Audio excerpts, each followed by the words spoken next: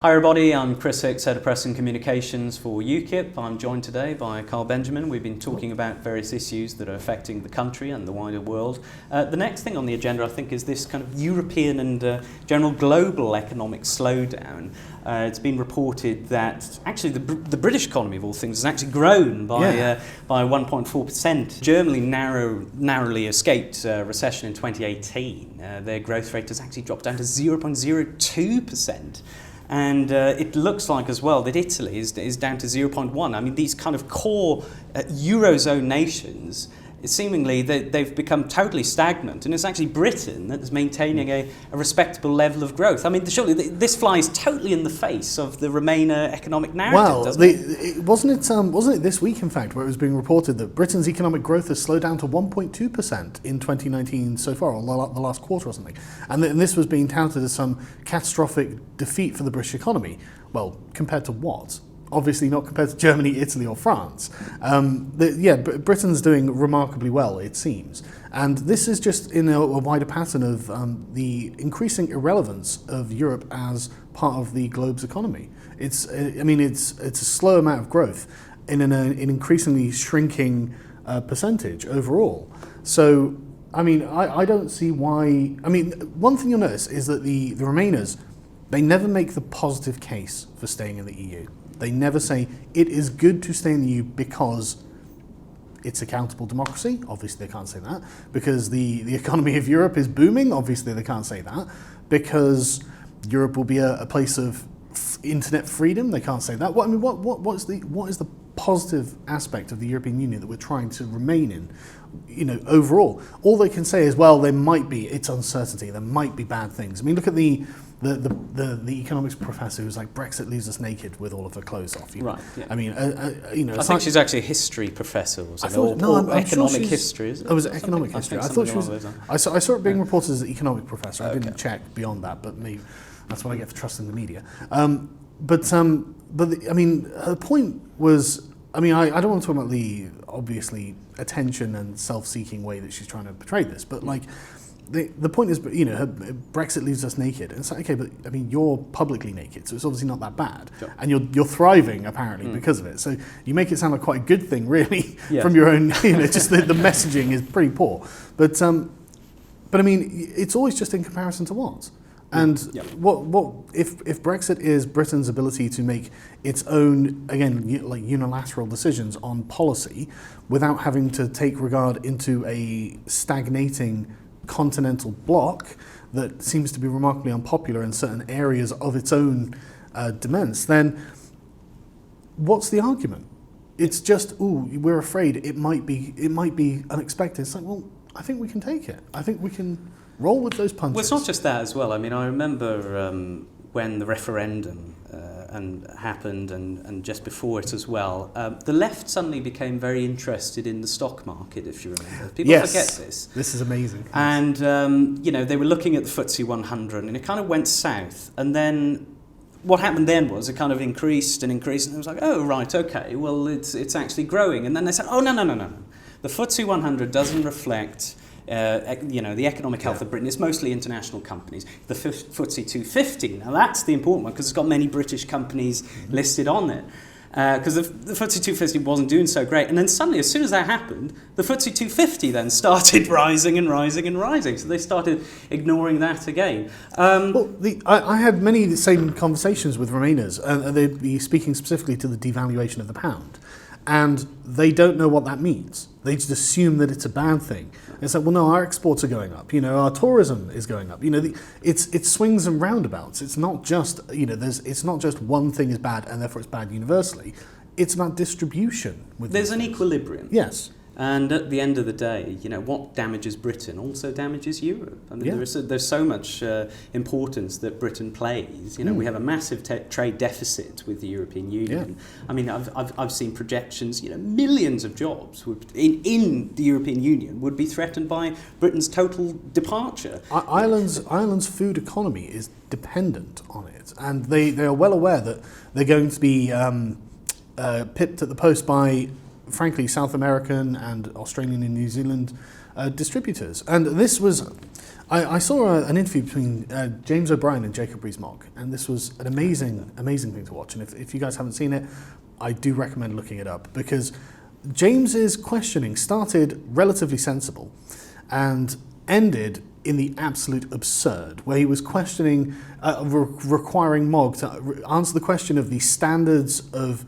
Australian beef. Yeah. And it's like, okay, look, Australia is a first world country. Yeah. Millions of people live there, and they all enjoy beef. Exactly. You know, they're not dying. And the same thing with American food as well, but the American standards are lower than ours. And I found this fascinating, because it's like, well, they're obviously not so low that the people can't survive by eating their food. Yeah. Their food is clearly edible, and you know, they have their own standards. But the point that the Remainers are making isn't really about food regulation standards, because obviously they don't know anything about that. What it is, it's about being better than you. Our standards are higher. Our regulations are the best. We are looking down our noses at those foreign standards. And I found that fascinating, because like it doesn't matter. You know, they don't know anything about that, and they don't know anything about the sort of free market case against overregulation. They just see it as being protection. You know, and that's, I think, the core thing, because whenever you see them, whenever they consider the alternative, they say, well, who will be leading us? Oh, Jacob Rees-Mogg and Boris Johnson, and then they'll say something, you know. Yeah, and he'll be wearing a monocle and a top hat, and you know, throwing £10 notes to peasants. This is an absurd. You know. Yeah, it's not only absurd, but look at what they're disparaging. It's they're disparaging people who are, I mean, Boris Johnson's the most popular Conservative Party in the politician in the country. So why they would think that he wouldn't be someone that at least the public would be able to get behind is baffling. But it's because they personally don't like him, because Boris is very proudly British. He represents a certain kind of British politician, as does Jacob Rees-Mogg. And when they're looking at them, all they can do is tear them down. They can't speak to any of their strengths.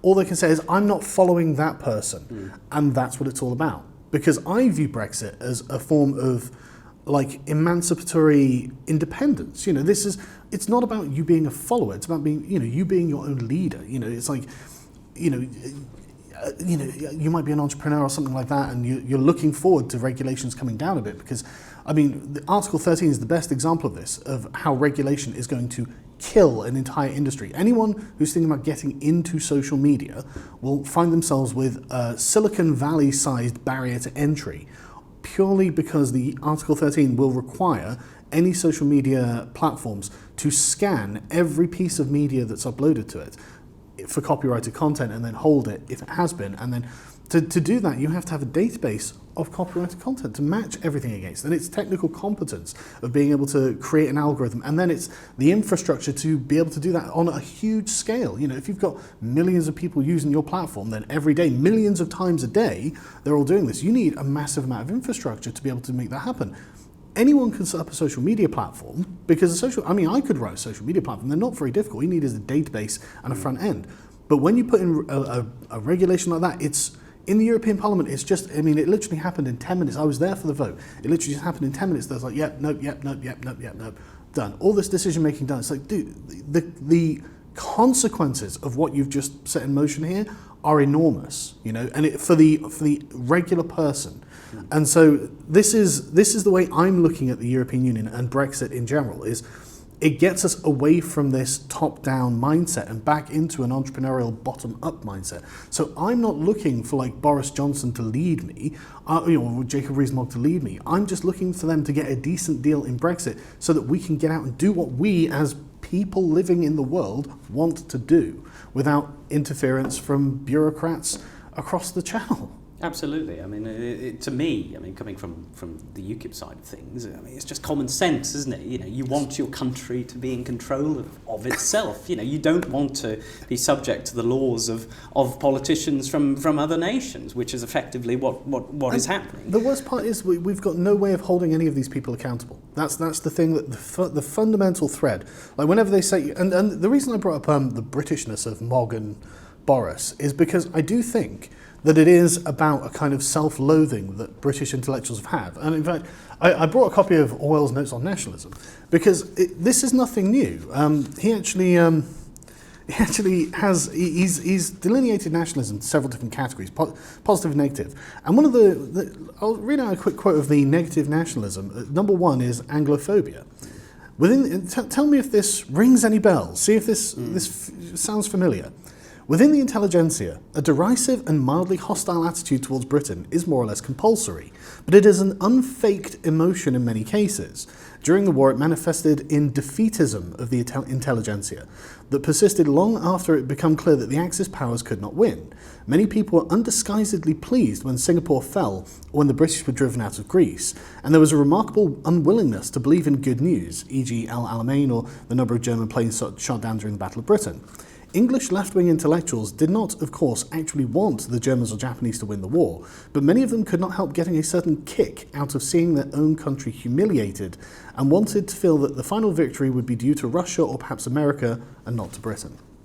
It's just fascinating, isn't it, really? And I think that there's an element of that during that period that's kind of almost been forgotten. You know, we all assume everyone was on board, Churchill was leading the way. No, I mean, we had so much internal resistance. I'm glad you bring that up because he says that the chief form of nationalism among English intellectuals of his day, he says, among the intelligentsia, it hardly needs saying that the dominant form of nationalism is communism.